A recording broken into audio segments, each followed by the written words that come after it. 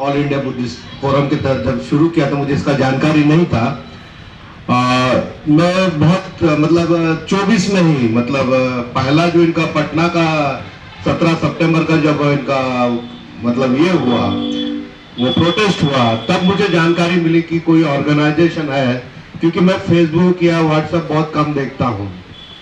तो मुझे पहला जब आंदोलन का जानकारी मिला पटना में इनका मतलब वो प्रोटेस्ट था, पर इत्तेफाक से उस दिन बारिश था और मेरा ट्रेन मिस हो गया, तो मैं उसको मतलब जा नहीं पाया। लेकिन दूसरा दिन 18 सितंबर को यहाँ मीटिंग हुआ था नेपाल का मनुष्य में, वो मैं अटेंड किया। तब मैंने इस चीज को मैं जानता था, क्योंकि मैं नागपुर को होने की वजह से बनते ससाई जी ने जो आंदोलन किया उसके बारे में मुझे पूरी जानकारी थी।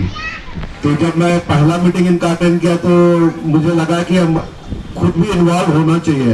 इसके बाद मैंने इनका कंटिन्यू मीटिंग अटेंड किया, और जब इंटरनेशनल मेडिटेशन सेंटर में जब बोला गया कि हम 12 फरवरी से उपोषण मतलब आमरण उपोषण रखेंगे, तो उसमें कौन आया? तो पहला नाम मैंने पहला हाथ मेरा ही उठा था, पहला नाम मेरा ही है उसमें। और हमने संकल्प कर लिया था, हम तो जब यहाँ आने से पहले उपोषण पे बैठने के लिए, मेरी माता जी बहुत वृद्ध है, वो पैरालाइज है और बेड पे हमेशा होती है, तो हमने उसको बोले कि हम उपोषण पर बैठेंगे, तो उसको इतना जानकारी नहीं है।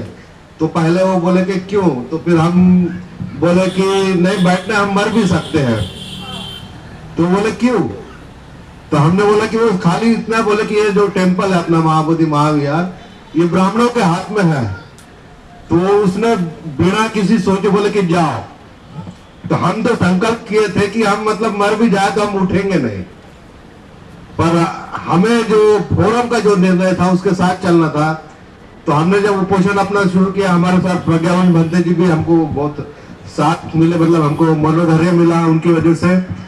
तो हम बगैर पानी के और बड़ा भोजन के एक दिन पहले 3-4 दिन तो कुछ नहीं लगा, पर हमें ऐसा लगता है कि अगर हमें फोरम और भी मौका दे तो हम जरूर बैठेंगे।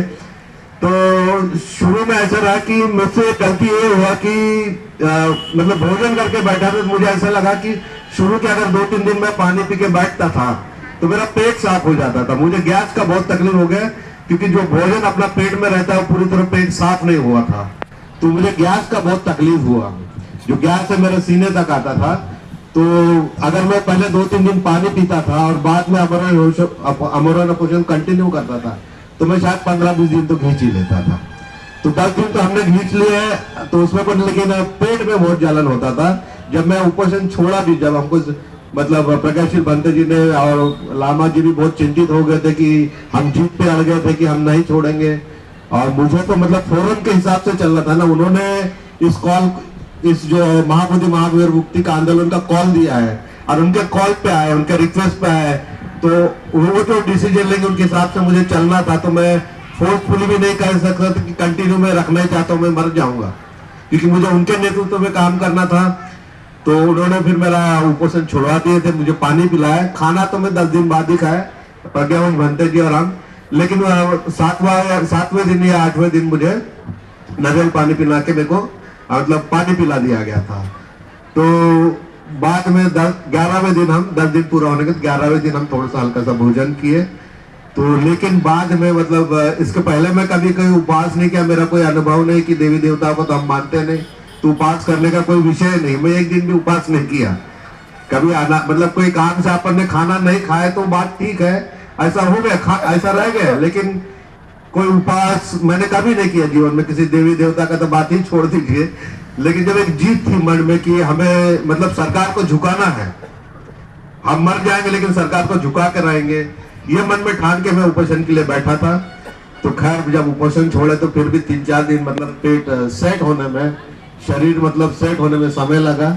अभी ठीक हूँ। और अभी और कभी अगर फोरम मुझे कहेंगे कि आप आमरण उपोषण के लिए बैठिए, ये जरूरी है, हमें करना है, सरकार को झुकाने के लिए करना पड़ेगा, तो हम कभी भी तैयार हैं। इतना कह के मैं अपने 2 शब्द खत्म करता हूं। है वो हमारे बौद्ध धर्म के लिए स्वीकार कर रहे हैं और अपने आप के लिए बौद्ध कहते हैं। तो यह बात हमें स्वीकार करना चाहिए कि तथागत के मार्ग पर हमें शांति ढंग से आगे की ओर बढ़ना है।